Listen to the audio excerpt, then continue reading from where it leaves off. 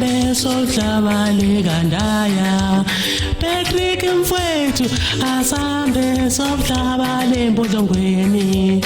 Welcome to Zwide Media. If you're new to this channel, please subscribe. Don't forget to like, comment and share. Here's a new video for today.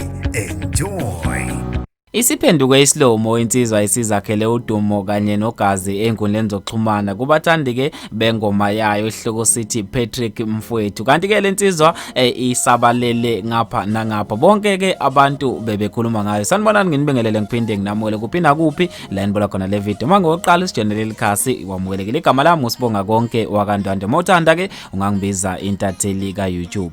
Insizwa yaphansi emsinga uzelwandile ngubane odume ngengoma yakhe ke esimakhe udumo kanye nogazi ebantwini abathe bayithanda kakhulu ethi ke Patrick Mfowethu. Abantu abaningi ke bawujabulele lo mculo wakhe njengoba ke eshaya umculo ongajwayelekile futhi ke onobudliwa phakathi. Abantu abaningi ke bamthandile uLwandile futhi ke bakhuluma ngaye ngapha nangapha. Kanti ke uyinsizwa esencane ezikwezomculo. Sike sabona ke evela nalapha eindabeni idlalwa ke nasemsakazweni eyahlukahlukene kangangokuthi ke ingoma yakhe ize iyadlala nasokhosini FM osukwini laizo. Bebe sebephatheka kabi ke abanye abaculi abasakhula endimeni zomculo bekhala ukuthi ke engazuthi babanjwa ngophondo. Kungani ke emsakazweni okhosini FM kudlalwe lensizwa njengoba ke bakhala ukuthi umculo wayo awukho sezingeni lokudlala emsakazweni futhi ke bathi ingoma yayo ayiregistiwe njengoba kuthiwa bona mabe submita ingoma kuthiwa ke mabayiregister ke before be submit futhi ke ngapanduba ingoma idlalwe ukhosini kuthiwa ke